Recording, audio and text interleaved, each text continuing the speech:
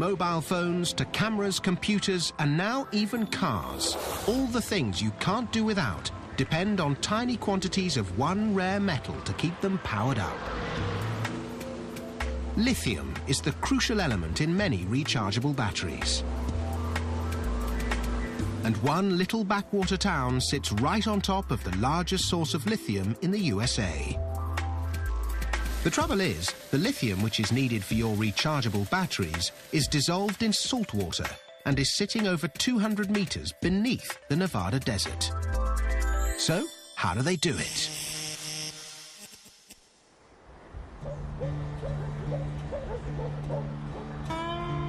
Welcome to Silver Peak, Nevada. Population 379. It might not look like much, but this sleepy backwater town has a crucial role to play in the global communications industry. Because this is one of the few places in the US where lithium, a rare metal that can store electrical energy, is mined. The problem with lithium is that it's hard to find and even harder to get at. If you're lucky, you might find lithium in salt water or brine buried deep underground underneath dry lake beds. But the dry lake beds have to be in areas that have been volcanically active, which at least narrows down the areas where geologists like Melissa Jennings have to look. Behind us is Red Mountain, which is believed to be one of the sources of the lithium. The fact that this valley is here, the fact that you had volcanic activity, you have plenty of water, you have great sun, those things all make Silver Peak unique. Once you find somewhere that meets these exacting criteria, you've got to start digging, because all that lovely lithium-rich salt water is buried under hundreds of meters of sediment. And getting it to the surface is the responsibility of General Manager Joseph Dunn. This pumping system goes down about 600 feet into the ground. We'll pump the brine to the surface and into our first pond. The trouble with this lithium is that it's very, very wet, and they need pure dry powdered lithium to make batteries. So Joe pumps the brine into huge 16 square kilometer evaporation pools for the hot Nevada sun to do the hard work. Some of the water evaporates and salt from the brine crystallizes, leaving the lithium in a more concentrated solution.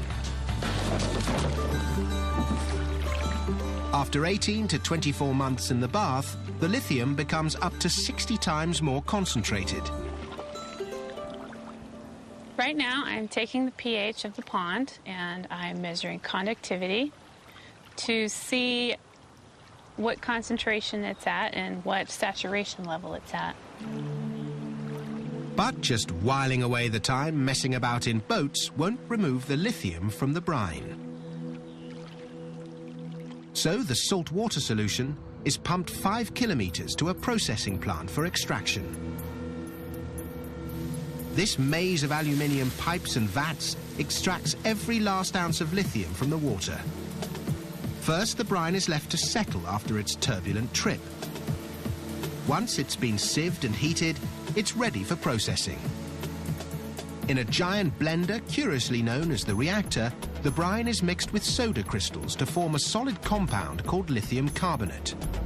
A constant vacuum underneath the conveyor belt keeps every last gram of the valuable powder on while it's taken to be washed. Then it's sent to a rotary dryer to remove the last of the water. This nondescript milky white lithium powder could be made into medication for depression, but the latest generation SUV would look pretty glum if you try to run it on this stuff.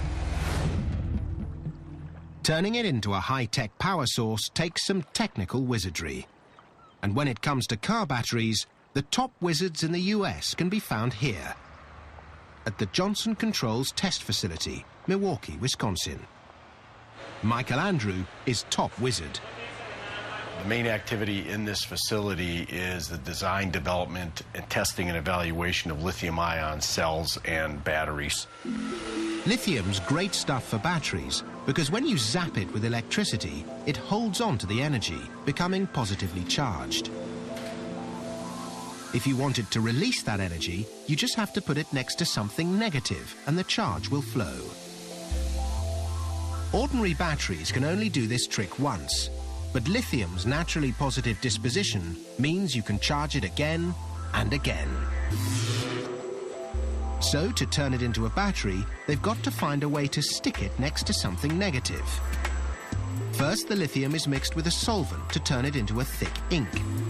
Then it's poured into a large machine that resembles a high-tech printing press. But instead of paper, wafer-thin sheets of aluminium are coated with a thin film of the lithium ink. The thinner these sheets are, the more of them they can pack into a battery, making it more powerful. So they're squeezed through a giant mangle until they're thinner than a hair. When it comes to lithium-ion batteries, a flat battery is a powerful battery. And these are so flat, they can store 150 watt-hours of electricity in 1 kilogram of battery. That's 3 times more than an ordinary lead-acid car battery. Finally, the super-thin film is wound together with negatively charged copper in this winding machine to create one super-light, super-powerful battery cell. When each finished cell is charged, the ions will rush back and forth, creating 3.8 volts of energy. If you get enough of them, 84 should do, they can supply enough energy to power one of these.